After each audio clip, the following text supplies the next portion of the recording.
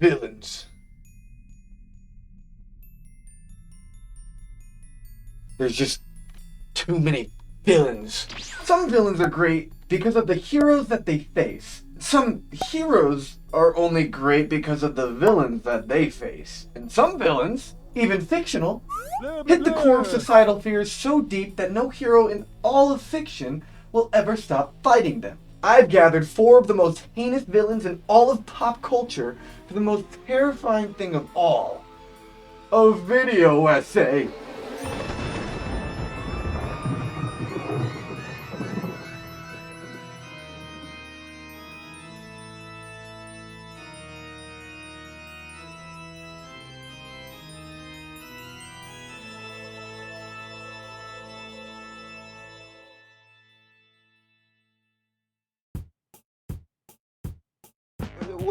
What do Doctor Strange, Batman, Blade, Simon Belmont, Bugs Bunny, Scooby-Doo?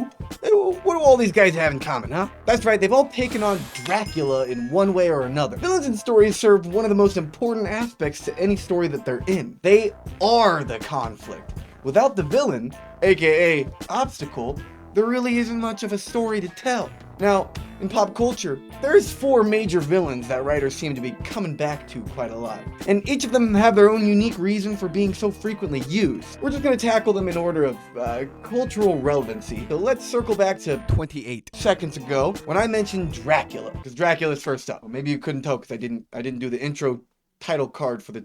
So let me hold on. Let me clear that up real quick. I'm Dracula, blah blah blah. Now, Dracula's a bit odd, because we could have been calling him, like, all these depictions, we could have been calling him Count Vampire. Well, like with a W, but it still sounds like vampire. My bad. Very creative, Count Vampire. I'm gonna assume that this was just like a placeholder name that Bram Stoker used when writing Dracula, and it wasn't meant to be the final name, alright? Because, I mean, if the head honcho was named Count Vampire, what would we call the other vampires? Also, there's this misconception, I think, that the legend of Dracula may have existed prior to the fictional creation of the vampire. No, the historical figure is only called Dracula because it means son of Dracul, in which Vlad the Impaler, aka Dracula, was the son of Dracul.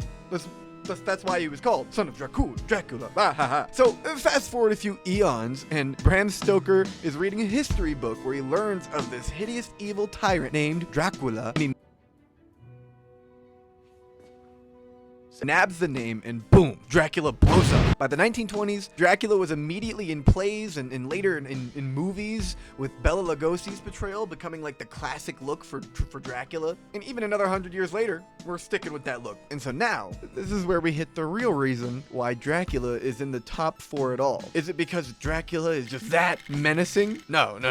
Far scarier than that. Copyright laws. Yeah, there's a reason why the majority of heroes who fight Dracula are serial heroes. Dracula is just in the public domain, so when serialized protagonists go on long enough, eventually they all run into Dracula in one way or another. I wish that there were a more culturally significant reason for Dracula being so present in so many stories as an enemy, but for a lot of the time there just really isn't. He's just convenient. That's it. If you want cultural analysis, you could say that his frequency in media being only due to convenience is a fault of infinite expansion and how it reflects on the serialized IP needing to continue its story, even when they just start grasping at straws for a new storyline. Sometimes he's literally just there. He's just there because why not? We can all use Dracula however we want to. Isn't that right, Dracula? I am Super Dracula. Blah, blah, blah. However, while Dracula doesn't have the most thoughtful reason for being so prevalent in our culture, the same can't be true about our next bad guy.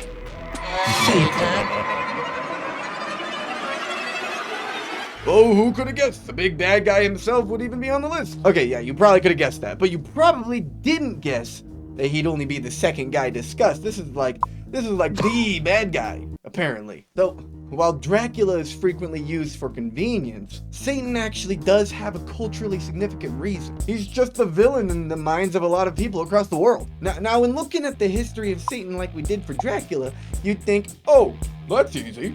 He's from the Bible. This is the Bible. You question the words of the mighty. However, the Satan we see in pop culture is not the same Satan Christians should be talking about.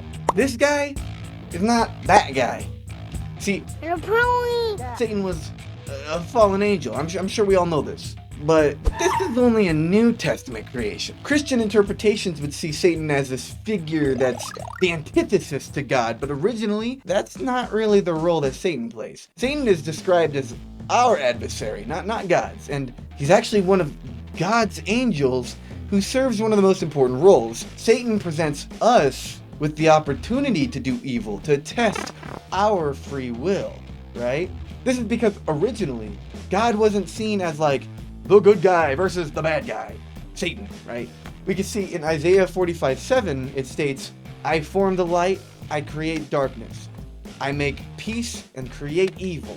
I, the Lord, do all these things. In the Old Testament, God is seen a lot more close to like the Tao than to some dude in the sky telling you what's right and what's wrong. In fact, sin is nothing more than the actions you take for your worldly desires instead of God. They're not just arbitrary rules because God said so. But I'm getting ahead of myself. I guess this nuanced approach was a little too complicated for later Christians because over time, interpretations just get closer to good guy versus bad guy. Like we're in the plot of some poorly thought out J.K. Rowling book.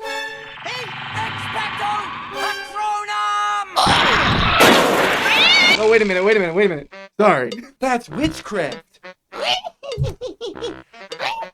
How do I get this thing started? Come on. Whoa! Okay, so how did this dude get turned into this dude? Well, hold your horses. I'm almost there. See, it really started with the demonization of Pan, and honestly, I find this so funny. So, in ancient Greece, they had a belief in this supernatural realm in which many different paranormal inhabitants would come from. They called them daemon. Huh? Sound familiar? No, so stick with me, okay? These daemon, they're similar to the ideas like jinn in the Middle East or fairies in Europe. Now, people think that fairies are like Tinkerbell or something. No, Tinkerbell's a pixie, alright? Fairy was just an umbrella term for any paranormal entity that seemingly came from a place called the other world, which was just a supernatural realm beside our own. Disney just kind of hijacked the word fairy. I guess that was more so the Victorian era, but whatever. Daemon, jinn, fairies, all pretty much the same idea. Originally, they were like these neutral entities and very, very ghost-like. But banshee, for example, just means fairy woman. And look at that. Look at this thing. That's just a ghost. That's a ghost. Well, I mean, that's a fairy, aka a daemon. See where I'm going with this? Okay, that's right. Eventually, daemons were called demons instead. Pan, the god of these daemons,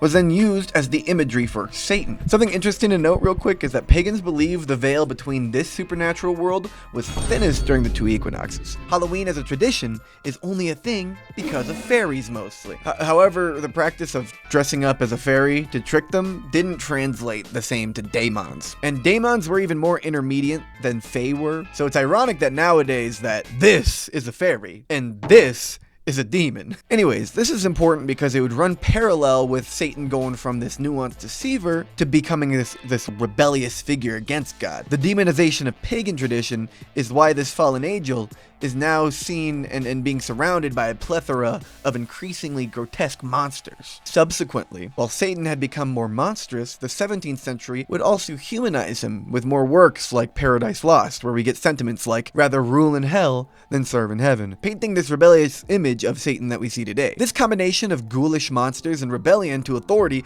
was crucial to forming the different aesthetics of alternative movements hundreds of years later. Speaking of which, we're gonna go ahead and just fast forward to that now. Boom!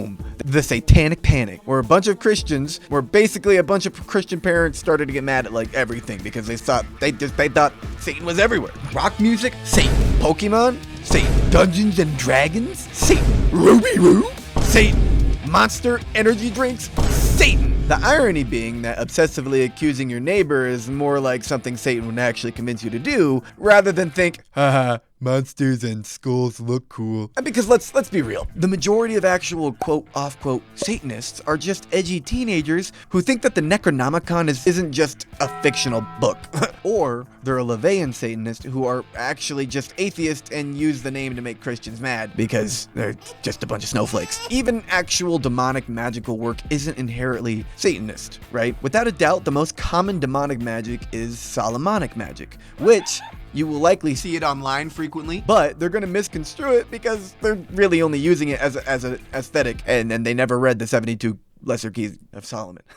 So King Solomon was a worshiper of God, right? But he used and enslaved demons with magic to do his bidding. This isn't in the Bible either. This comes from the Testament of Solomon and the 72 Lesser Keys of Solomon, which, I mean, I wouldn't vouch for trying to enslave demons, but hey, I mean, it's not worshiping Satan at the end of the day. That's a different thing. Mostly because any of the actual paganistic practices that are actually dark came before Satan was a malicious, all-encompassing evil at all. So those things are going to be different entities, right? Again, just a reminder, Satan originally was under God's command, like how God had to give him permission to test Job's righteousness. Brings me to the main point as to why Satan is so prevalent as a bad guy in our society. It's because it's a lot easier for us to think that there is some external spiritual evil pulling the strings to some degree, rather than just to face that that's never been the case. Every evil is a result of our own action, and that wickedness exists within all of us. It's our own free will that Satan tempts us with.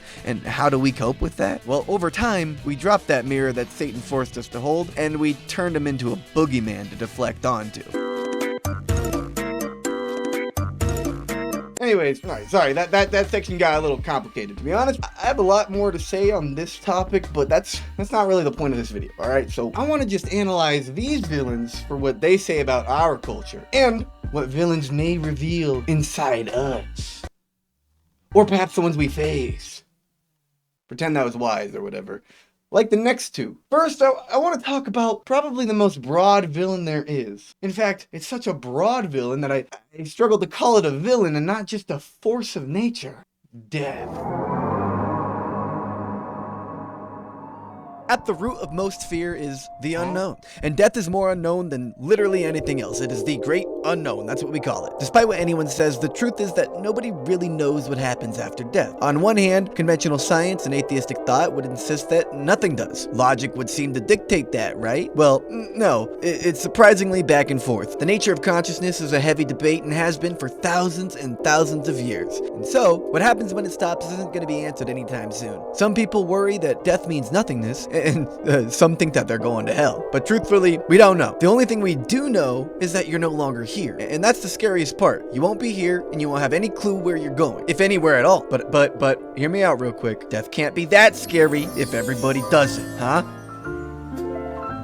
Which, that's lent itself to countless depictions of death as a character who, in many cases, guides you in the afterlife. We could find clues that people had belief in some kind of being or entity that meets up with you in death for up to 10,000 years ago. However, there's no direct, depictions yet, only offerings that would suggest that such a being exists. It wouldn't be until ancient civilizations like the Sumerians, Egyptians, or the Canaanites till we get actual depictions of death. Or Ereshkigal, Anubis, Mot. Many of these figures would act as rulers of an underworld. Or later we would see Hades. However, in Greece, the actual god of death was Thanatos. In every depiction, death is seen as a neutral, inevitable force, neither good nor evil. This would include Abrahamic religions, where we see Azrael in the Islamic tradition, or Malak Hamavet, aka Angel of Death in Hebrew. And finally, we start seeing that hooded skeletal figure of death later in Christian Apocrypha. It stems from the Danse Macabre, art depicting the Black Plague. And this is eventually where we would get the Grim Reaper. Now, the Grim Reaper is seen all over pop culture, but to be honest, he's not so frequently seen as a villain. Sometimes he's a protagonist, and most often he's just kind of there. No, whenever death looms as an actual villain in media, they usually opt for just sort of picking an intense looking dude or a dog. Otherwise, the skeletal look is usually reserved for like comedic characters, cartoons, video games, comics, you know, places where it's easier to suspend your disbelief. I guess I could have made the number 1 entry, death, because if we ignore the character of death, then dying is kind of like a huge no-no in almost every story told ever. So I mean, in that way, death is kind of like the villain of all time, right? No? Look, I don't want to make those logical leaps because I was saving the worst villain for last. They aren't just prevalent in fiction. These villains are around in the real world too.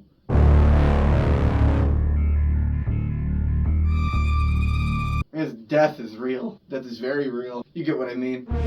Now, it's painted in media to think that Nazis are a modern enemy. However, I like to think that Nazis are just a long line of colonialism and white supremacy seen today. Nazism started in Germany after World War I when the Treaty of Versailles humiliated Germany for causing a lot of the World War. This damaged their economy, having to pay reparations, they had to give land, and they had a lot of military restrictions because of the damages they caused the first time. Of course, other countries had fault too, but Germany took the brunt of it. Fast forward a few decades later and it turns out everyone was right not to trust them. You see, Nazism is predicated on white supremacy. White people in Germany already believed that they were better than other people just for being white. So when they got emasculated by other countries they deemed inferior, they had a big problem. And so they pushed for expansionist policies for Germans, which is just another way of saying colonialism. Surprise, surprise, it turned into a totalitarian rule where the only solution to retaining white-only spaces was mass deportation, which, as we all know, became genocide. While Nazis were a specifically named group with a specific ideology, a lot of them weird as hell, they were rooted in the same white supremacist